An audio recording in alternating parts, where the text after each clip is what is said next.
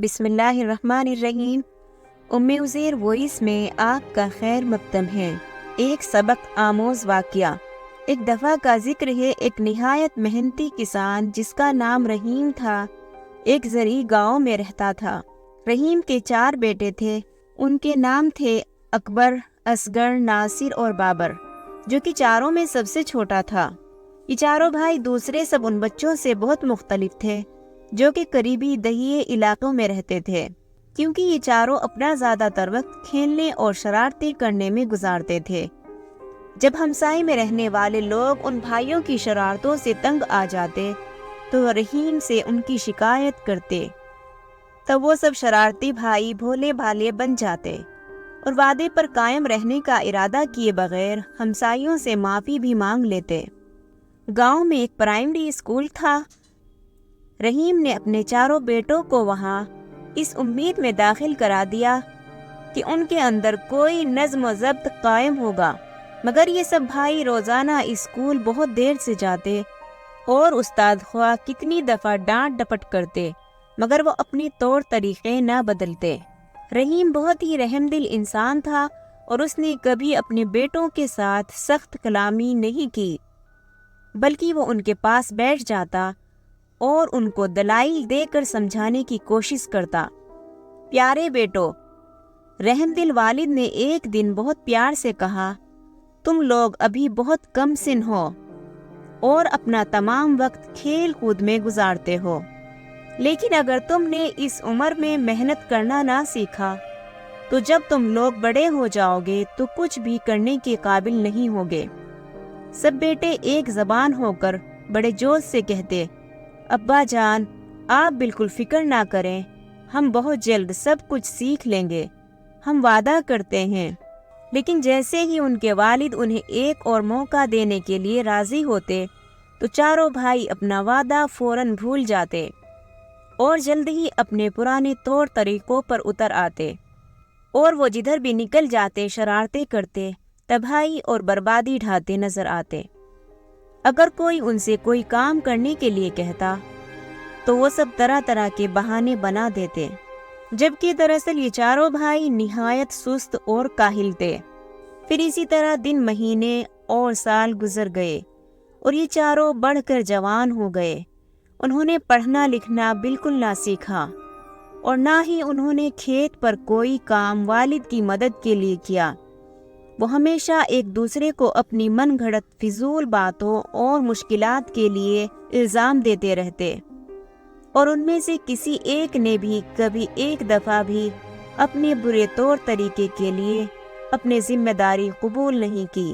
آخر رحیم ایک ضعیف اور بوڑھا آدمی ہو گیا، مگر وہ پھر بھی کھیت پر سارا دن خود اکیلا ہی کام کرنے میں مجبور تھا۔ یہ کام ایک بوڑھے آدمی کے لیے بہت محنت کا تھا اور رحیم کو وہ دن بہت مشکل لگنے لگے تھے۔ فصل کی پیداوار میں بھی کمی آ گئی اور اس کے ساتھ ہی اس دولت میں بھی جو کہ وہ فصل کو منڈی میں بیچ کر حاصل کر سکتا تھا۔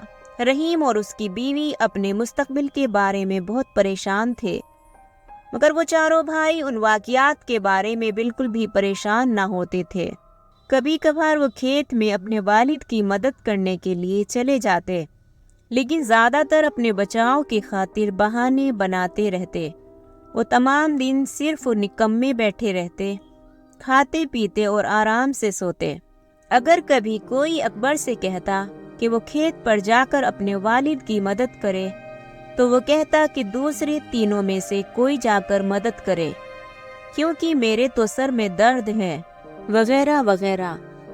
اسی طرح ہر ایک بھائی کو جب بھی کوئی کسی کام کرنے کو کہتا تو وہ اسی قسم کا بہانہ بنا دیتا، اور ان میں سے ہر ایک اپنے دوسرے بھائیوں میں سے کسی ایک کو وہ کام کرنے کے لیے پیش کر دیتا۔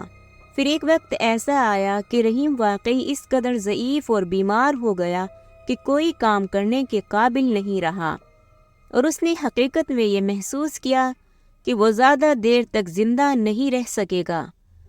رحم دل باپ اپنے ناکارہ بیٹوں کے بارے میں بہت فکر مند ہو گیا اور اس کے دماغ کو بہت سے مشکل سوالات نے گھیر لیا۔ اسے یہ نہیں معلوم تھا کہ جب وہ نہیں ہوگا تو ان کا کیا ہوگا۔ انہوں نے کوئی ہنر نہیں سیکھا تھا، اس لیے وہ اپنے لیے روزی کیسے کمائیں گے؟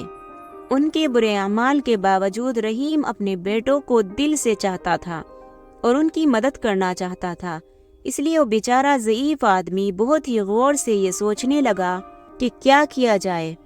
بہت دیر غور کرنے کے بعد رحیم کو ایک منصوبہ سمجھ میں آیا۔ اس کے بارے میں اس نے خیال کیا کہ شاید وہ کارآمد ہو سکے۔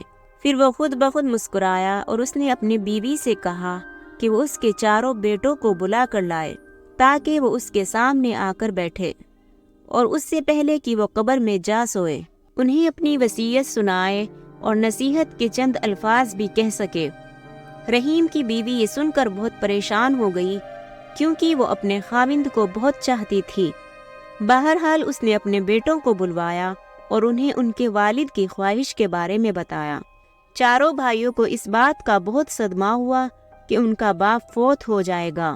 وہ اپنے والد کے قدموں کے پاس اس کی آخری وصیت سننے کے لیے بیٹھتے ہی رونے اور آہوازاری کرنے لگے۔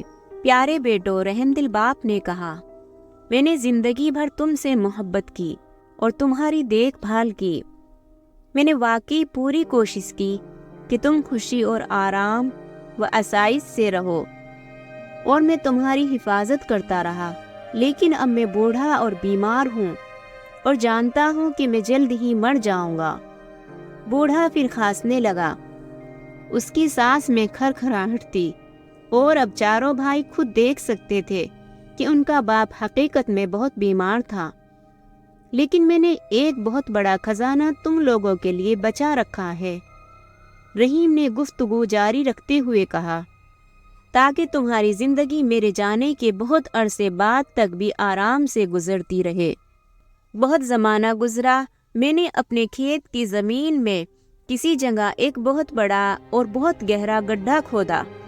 پھر میں نے اس گڈھے میں اس خزانے کو اس وقت کے لیے کہ جب تمہیں اس کی ضرورت پڑے حفاظت کے ساتھ دفن کر دیا، لیکن اب مجھے بالکل یاد نہیں رہا کہ وہ کس جگہ پر ہے۔ چاروں بھائی ایک دوسرے کی طرف تعجب سے دیکھنے لگے، لیکن وہ اپنے باپ کے خزانے کے تصور سے کافی خوش بھی نظر آ رہے تھے۔ میرے مرنے کے بعد تمہیں اس کا سراغ لگانا ہوگا اور اسے کھود کر نکالنا ہوگا، رحیم نے بات جاری رکھی۔ پھر تم اپنے چچا سے، جو کہ اس وقت خاندان میں سب سے بڑے ہوں گے، درخواست کرنا کہ وہ اس خزانے کو تم چاروں کے درمیان برابر حصوں میں تقسیم کر دے۔ اس کے لیے آپس میں جھگڑا مت کرنا، اپنے چچا کے فیصلے کی تعظیم کرنا۔ یاد رکھو کہ اپنے بڑوں کی عزت کرنا ہماری تہذیب کا ایک اہم حصہ ہے، تمہیں ان کی عزت کرنے کو اپنا فرض سمجھنا چاہیے۔ چاروں بھائی کھیت میں دفن کیے ہوئے خزانے کو فوراً ہی ڈھونڈنے کے لیے مضطرب نظر آنے لگے۔ رحیم نے یہ ظاہر کیا اس نے اپنے بیٹوں کے اس رویے کو دیکھا ہی نہیں، اور اس نے اپنی تقریر جاری رکھی۔ ایک اور نصیحت جو کہ میں تمہیں دینی چاہتا ہوں وہ یہ ہے کہ تم لوگ ایک دوسرے کے ساتھ کبھی مت لڑنا۔ تمہارے دشمن تمہیں منصوبے بندی اور ساز باز کرنے کے لیے اکسائیں گے، لیکن کچھ بھی ہو جائے تم چاروں ہمیشہ متحد رہنا۔ مل جل کر تم سب بہت طاقتور ہوگے اور کوئی بھی تمہیں نقصان نہیں پہنچا سکے گا، اور کسی کو بھی اس خزانے کے بارے میں اس وقت تک مت بتانا جب تک تمہیں وہ مل نہ جائے۔ جب رحیم نے اپنی تقریر ختم کی تو اس نے آنکھیں بند کر لی۔ پھر وہ جلد ہی فوت ہو گیا۔ اپنے والد کے جنازے اور تدفین کے بعد ان بھائیوں نے اپنے کھیت کے دوسرے سرے سے کھودنے کا فیصلہ کیا۔ انہوں نے اب تک اپنی زندگی بہت سستی، کاہلی، آرام اور آسائش میں گزاری تھی، اس لیے کھیت کو تھوڑے سے حصے کو کھودنا بھی ان کو بہت مشکل لگ رہا تھا۔ سست اور کاہل سب بھائی جلد ہی ہار کر گھر پر آرام کرنے کے لیے چل دیے۔ اگلے دن پھر ایسا ہی کیا، پھر اس سے اگلے دن اور اس سے بھی اگلے دن ایسا ہی کرتے رہے، یہاں تک کہ آہستہ آہستہ مگر یقیناً کھیت کا زیادہ تر حصہ بھائیوں نے کھود ہی لیا۔ ان کو اسی طرح کا کام کرتے مہینہ بھر گزر گیا، مگر انہیں دفن کیا ہوا خزانہ نہیں ملا۔ وہ کسی اور سے اس کا ذکر بھی نہیں کرنا چاہتے تھے اور نہ ہی کسی کی مدد لینا چاہتے تھے، کیونکہ وہ اس خزانے میں کسی اور کو حصے دار نہیں بنانا چاہتے تھے۔ وہ سب کھدائی کرتے کرتے بہت تھک گئے، مگر ان میں سے کوئی بھی اس خزانے کو چھوڑنا نہیں چاہتا تھا۔ آخرکار بھائیوں نے غور کیا کہ انہوں نے پورا کھیت کھود ڈالا، لیکن خزانے کا کوئی سراغ نہیں ملا۔ تب انہوں نے خیال کیا کہ ان کے باپ نے خزانہ بہت ہی گہرا دفن کیا ہوگا، اس لیے انہوں نے اور بھی زیادہ گہرا کھودنے کا فیصلہ کیا۔ 1 اور مہینہ گزر گیا، مگر دفن کیے ہوئے خزانے کا کوئی نشان بھی نہیں ملا۔ سارا کھیت اب پوری طرح نیچے سے اوپر ہو چکا تھا اور ہمسائے بھی ان بھائیوں کی محنت پر شک کرنے لگے تھے۔ آخرکار چاروں بھائیوں نے دفن کیے ہوئے خزانے کو کبھی بھی پا لینے کے خیال کو ترک کر دیا، مگر یہ دیکھ کر انہوں نے کھیت کو اتنی اچھی طرح تیار کر لیا تھا، اس لیے انہوں نے وہاں پر اس موسم میں گیہوں کی کاشت کرنے کا فیصلہ کر لیا۔ جب فصل کاٹنے کا زمانہ آیا تو اس کھیت میں بہت اعلیٰ درجے کا اور بہت مقدار میں گندم پیدا ہوا، جس کو وہ سب بھائی منڈی میں لے گئے اور اسے ہزاروں روپیوں میں فروخت کر دیا۔ اپنے والد کی نصیحت پر چلتے ہوئے سب بھائی اپنی کمائی ہوئی دولت کو اپنے چچا کے پاس لے گئے اور ان سے اس رقم کو چاروں میں برابر تقسیم کرنے کی درخواست کی۔ ان کے چچا چاروں بھائیوں پر فخر کرنے لگے اور بولے، شاباش میرے بھتیجوں، تم نے آخرکار یہ ثابت کر دیا کہ تم میرے محنتی بھائی رحیم کے محنتی بیٹے ہو۔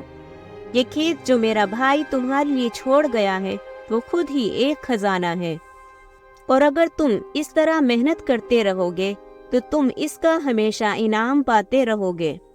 اگلے سال چاروں بھائیوں نے محنت کر کے پھر گندم کی کاشت کی۔